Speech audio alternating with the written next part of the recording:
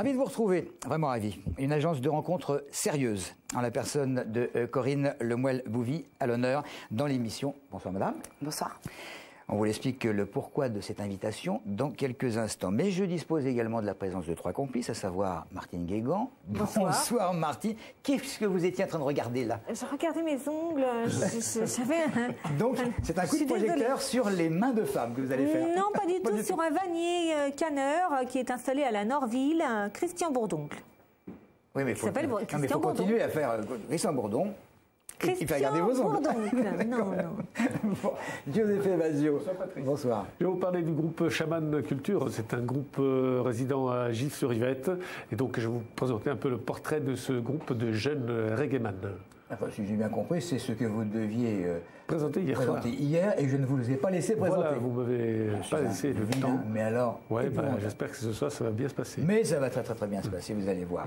Fabien Héran, bonsoir. Bonsoir Patrice, bonsoir à tous. Chef adjoint du Républicain. Quelque chose me dit que vous avez 2 unes. Ah oui, on a 2 unes cette semaine, mais si on avait pu, on en aurait peut-être fait 5 ou 6, vu l'actualité qui était assez riche cette semaine. Donc on évoquera quelques-uns des sujets qu'on peut trouver dans le Républicain de demain, dont certains dont vous avez parlé dans votre journal tout à l'heure. Merci Fabien, tout à l'heure. Alors, Corinne Lemuel-Bouvy, tout d'abord bravo. Merci. Obligé, j'en suis ravi d'ailleurs. Vous avez participé au célèbre concours national de la Fédération des réseaux européens de partenariat et de franchise. Pas facile à dire ça, quand même. Non, on est des RF. Vous avez été diplômé meilleur franchisé et partenaire de France, c'est ça? C'est ça. C'est pas la première fois d'ailleurs que vous recevez un trophée. Non, j'ai eu le trophée d'argent en 2007 et cette année j'ai eu la distinction du trophée de la décennie. Alors, une cérémonie en présence de la ministre du Commerce extérieur, c'est important parce que ça montre le sérieux de la chose. Absolument, quand même. c'est très important. Donc ça ne plaisantait pas. Votre activité, c'est la direction en Essonne d'une... Mais je ne sais pas très bien. On dit une agence de rencontre, une agence matrimoniale, on dit quoi maintenant? On dit agence matrimoniale parce que ça permet quand même d'avoir tout le respect du terme, parce qu'on est fédéré, il y a une loi, il y a un certain nombre de choses, alors qu'une agence de rencontre, il n'y a pas la loi, il n'y a pas la charte professionnelle de la fédération, il n'y a pas tout ça, ça fait moins métier en fait.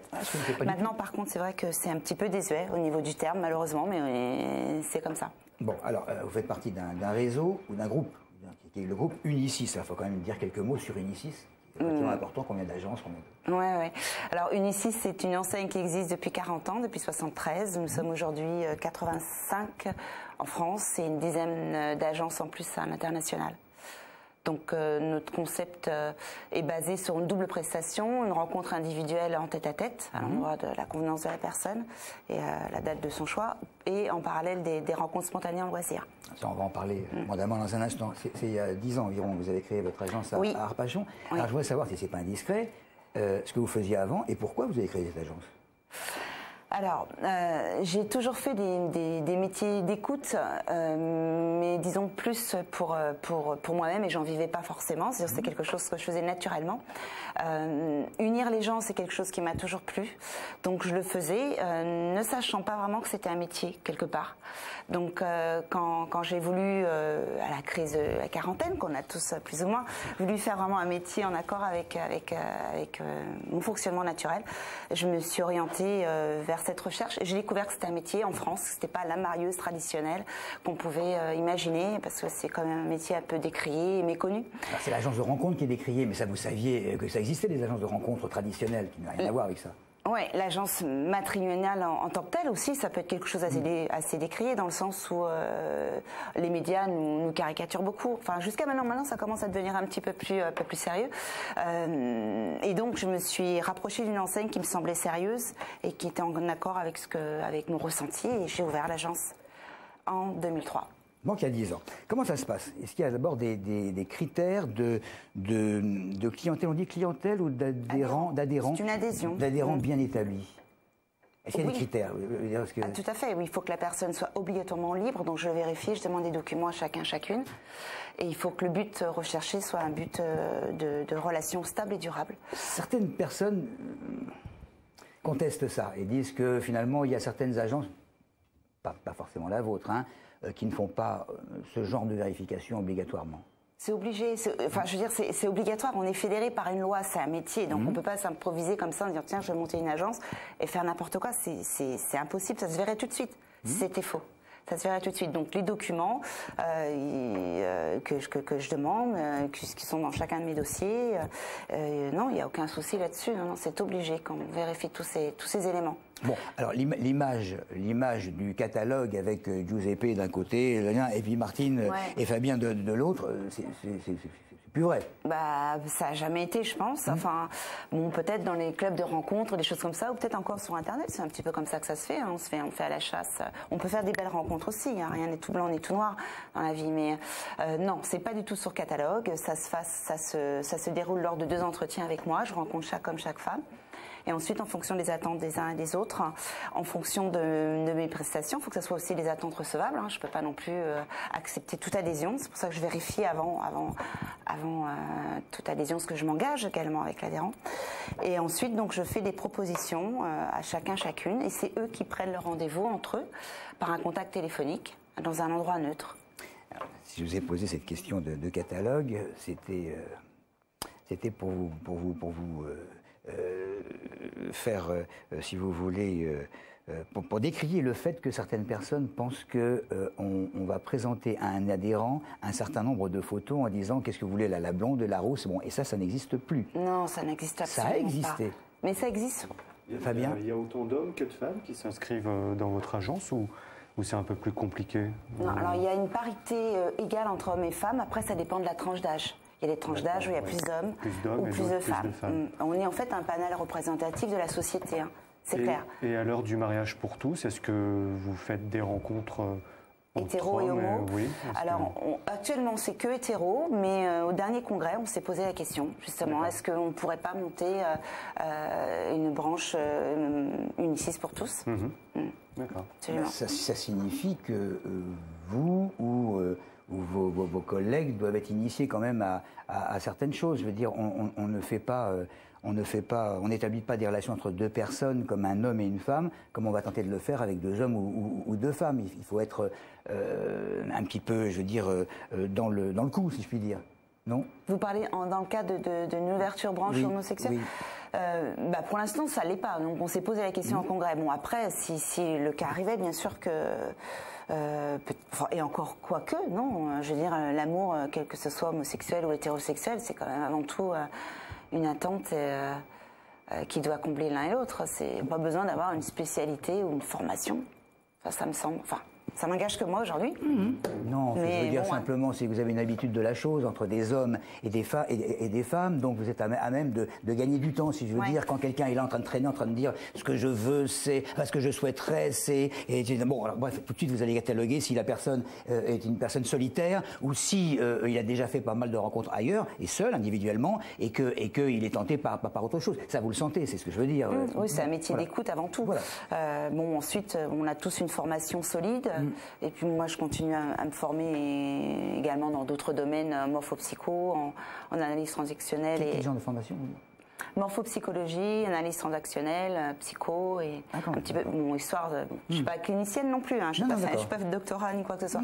Mais bon, l'expérience aidant et l'écoute fait que je pense qu'on peut écouter aussi bien un homosexuel qu'une hétérosexuelle. Très bien, on poursuit cette conversation dans quelques instants. Il est là, il se demande s'il va passer aujourd'hui, mais oui, il va passer aujourd'hui. Giuseppe Baggio, la reggae. Je suis allé au Molière à la rencontre du groupe Chaman Culture. Molière, c'est une ville entre Gomez et l'humour. Et donc, j'ai rencontré ce groupe Chaman Culture.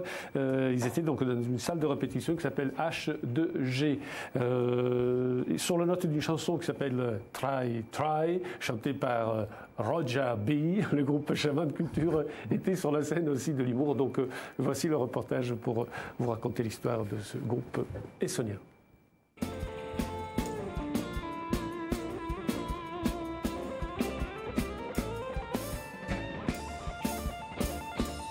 Le reggae, une passion, une histoire commencée au lycée. C'est le début de Chaman Culture. C'est un groupe qui a été créé entre amis d'enfance. On était potes à la base et on s'est dit pourquoi pas se retrouver pour faire du son. Donc forcément, déjà quand t'es pote et que tu te retrouves pour faire quelque chose qui te plaît, ça se passe forcément bien. Tout ça, ça a entraîné un engouement qui a fait qu'on a bien aimé faire de la zik ensemble, faire des concerts, etc. L'idée, c'était de faire de la musique ensemble autour du reggae parce que c'était une passion qu'on avait en commun. Au-delà de ça, on fait beaucoup de soirées ensemble. On se retrouve énormément en dehors de la musique. Donc, ce qui fait qu'on est vraiment potes. Donc, dans la musique, ça se ressent aussi. Sur scène, ça se ressent. Le fait que on se connaisse vraiment bien.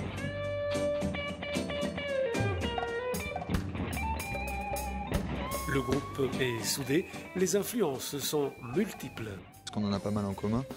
Steel Pulse, je pense que c'est quand même une très grosse référence pour le groupe Shaman Culture.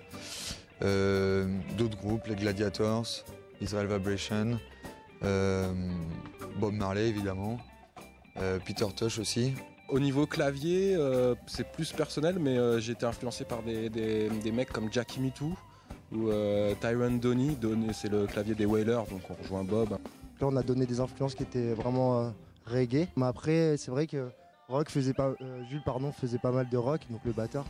Raph, il est issu également donc, du conservatoire, donc on va dire que les styles musicaux ont été très larges.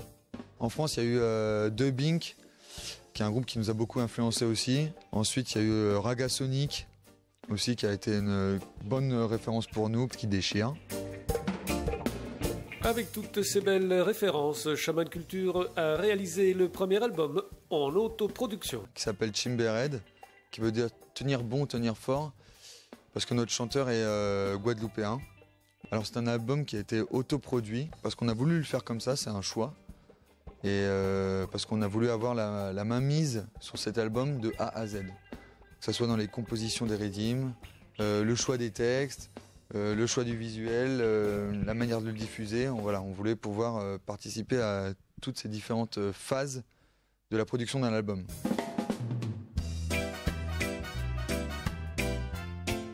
Parmi les actualités de la formation essonienne, des projets en chantier et une activité de plus en plus reconnue de backing band. On formait un backing band qui accompagne des artistes tels que Rojabi, l'Erickson. Il y a un EP 7 titres qui va sortir, qui va s'appeler Rojabi and Shaman Culture. Shaman Culture, c'est aussi des compositeurs qui vont sortir leur premier One Rhythm. Si vous ne connaissez pas One Rhythm, dans la tradition jamaïcaine, en fait, on sort une instrumentale. Plusieurs artistes vont poser sur la même instrumentale autour d'un seul et même thème qui va s'appeler, en ce qui nous concerne, Harmony Day, le jour de l'harmonie. Voilà, ça veut tout dire. Shaman Culture, ça a été aussi une association. Et une association qui a mis en place des projets culturels au sein de différentes villes d'Essonne. Et donc du coup, par rapport à ça, ça a été un engouement, une petite reconnaissance parce qu'on a rencontré un petit peu tous les directeurs de structures. Si vous voulez retrouver Shaman Culture, c'est très simple. Page Facebook officielle, donc sur le site Facebook. Il y a une chaîne YouTube aussi, vous pouvez retrouver tous les lives, toutes les dernières nouveautés qui viennent de sortir. On vous attend.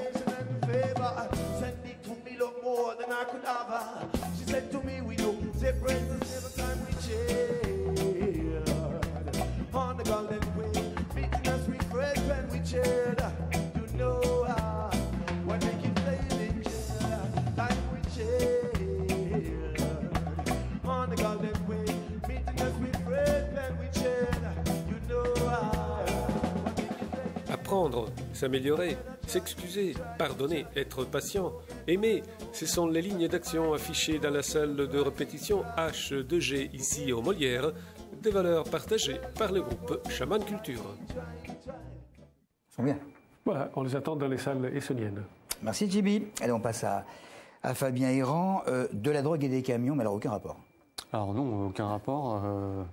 Donc oui, on a fait la une du Nord, grand Nord du département, sur cette saisie de drogue, donc sur les villes de Grigny, Orsay, Mency et Épinay-sur-Orge. Donc c'est un vaste coup de filet, donc opéré par la PJ d'Evry avec la brigade de recherche et d'intervention de Versailles et la PJ de Melun. Donc pour une fois que les services des services interdépartementaux arrivent à travailler ensemble, on voit que ça peut ça peut donner des résultats.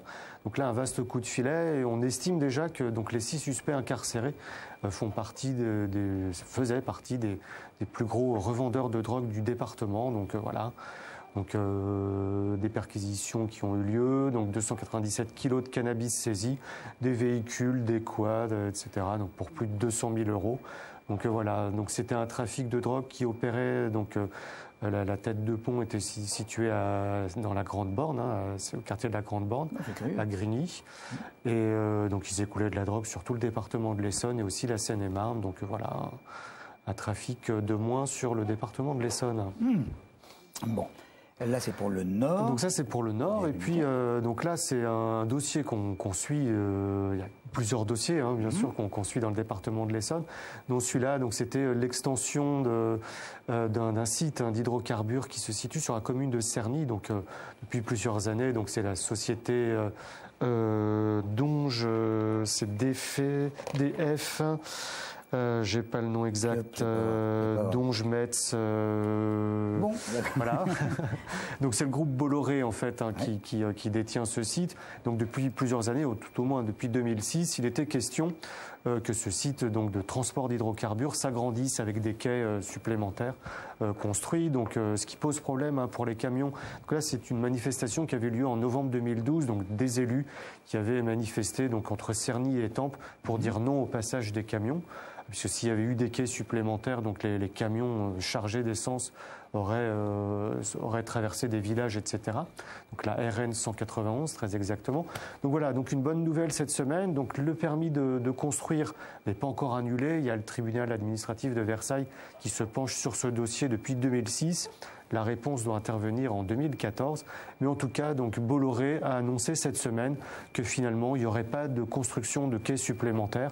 Donc ça ne veut pas dire que c'est en terminé, mais en tout cas c'est une première victoire pour nombre d'élus qu'on voit là et qui sont toujours mobilisés sur ce dossier. Mais voilà, une première victoire pour une fois qu'un dossier comme celui-là arrive aussi à avoir de bonnes nouvelles. Donc voilà, c'est un dossier qu'on a suivi, une première victoire, donc on le mentionne bien évidemment. Bon, et puis voilà. Pour terminer, évidemment, vous parlez de la manie des agriculteurs et voilà, vous revenez sur le redécoupage des cantons. Le redécoupage des cantons, et puis quelque chose de très important aussi, c'était l'audition de Claude Évin, le président de l'ARS au Conseil général.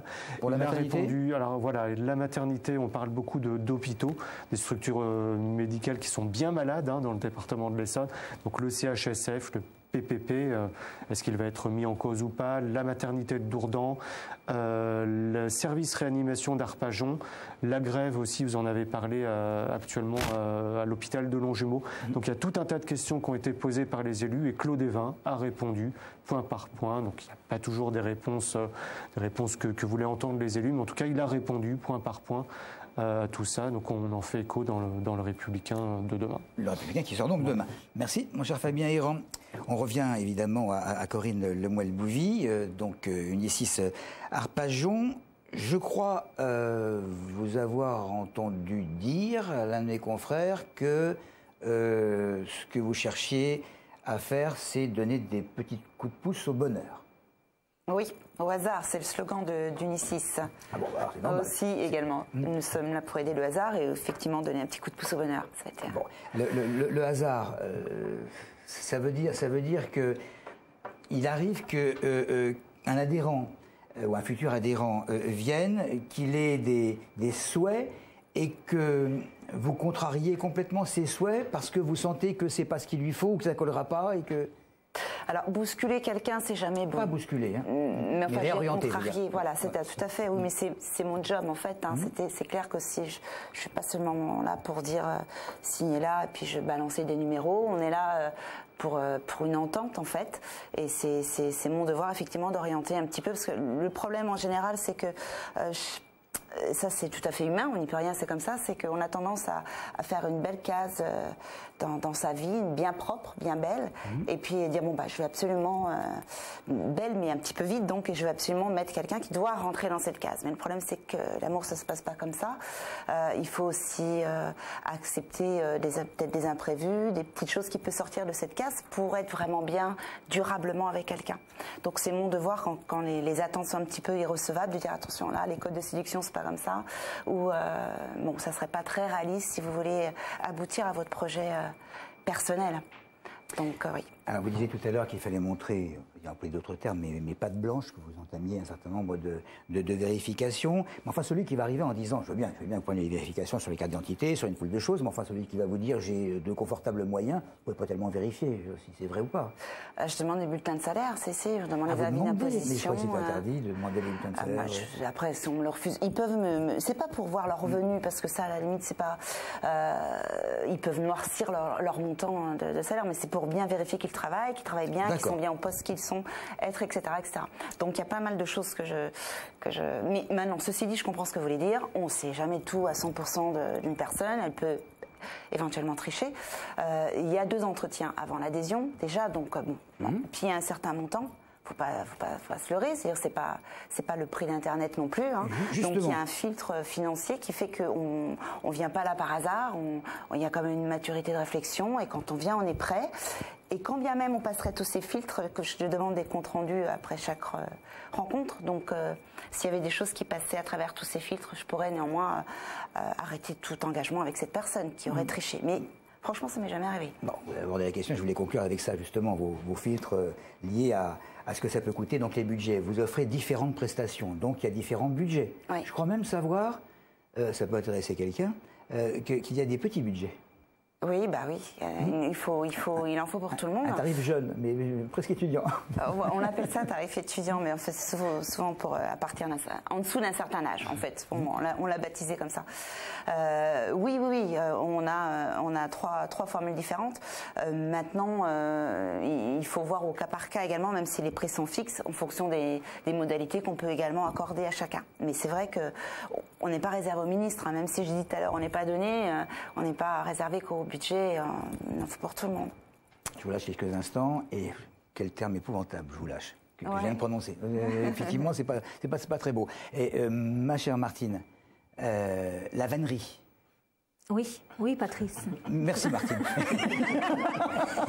Alors oui, j'ai mis énormément de temps en fait à trouver effectivement un vannier sur notre département, parce que ça fait quand même partie des métiers qui sont en voie de disparition. En tout cas, on ne peut pas en vivre aujourd'hui de la vannerie seule. Et j'ai trouvé un vannier aujourd'hui du côté de la Norville, dans notre département, mais qui effectivement s'y est pris, on va dire, un petit peu sur le tard. Je vous propose de regarder le reportage.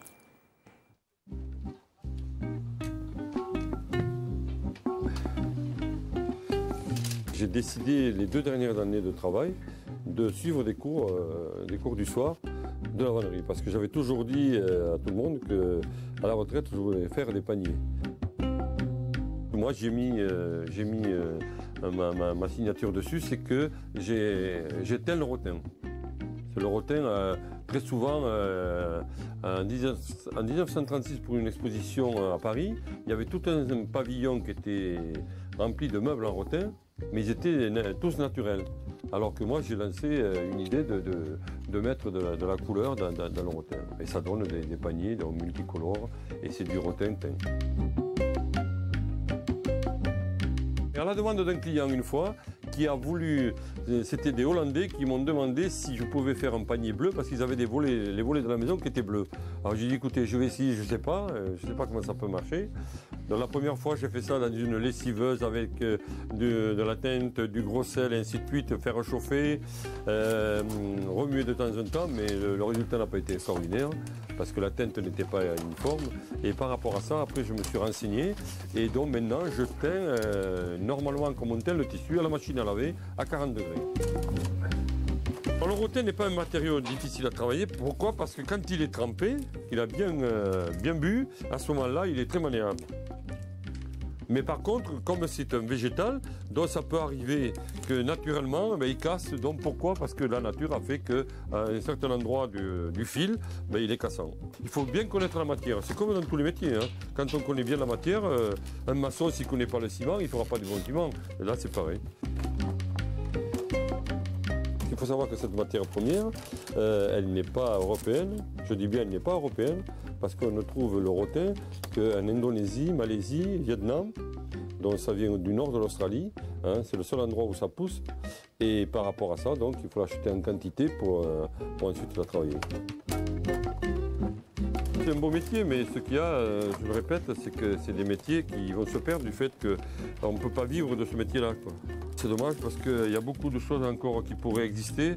Et bien que la tradition revienne tout doucement, ou de plus en plus, les gens ont la nostalgie du grand-père et de la grand-mère. Et quand ils voient ce métier-là, ils se disent « Ah, c'est mon grand-père, il faisait ci, moi, mon père faisait ça ». Et bon, ben, c'est un peu le retour aux sources. Hein. Voilà les beaux paniers de Christian Bourdoncle en couleur. Vous avez dû voir certainement le site ou le blog, il me semble, s'afficher sur l'écran. Merci, merci Martine. On termine donc avec Corinne Lemuel-Bouvy. Bon, on a compris quand même que, d'après ce que vous disiez, que évidemment les adhérents peuvent choisir, mais il faut aussi qu'ils soient choisis eux-mêmes. Voilà. On a parfaitement compris. Ce qui me turlupine, est-ce que vous assurez une concrétisation? Non, c'est quelqu'un qui dirait ça serait malhonnête. On ne peut pas assurer un ratio. Je suis pas une fée, j'ai pas de filtre d'amour, je peux pas rendre quelqu'un amoureux de quelqu'un d'autre. Il reste 45 secondes. J'arrive chez vous. Oui. Je suis comme je suis. Est-ce que j'ai droit à un certain nombre de rencontres d'adhérentes? Zéro.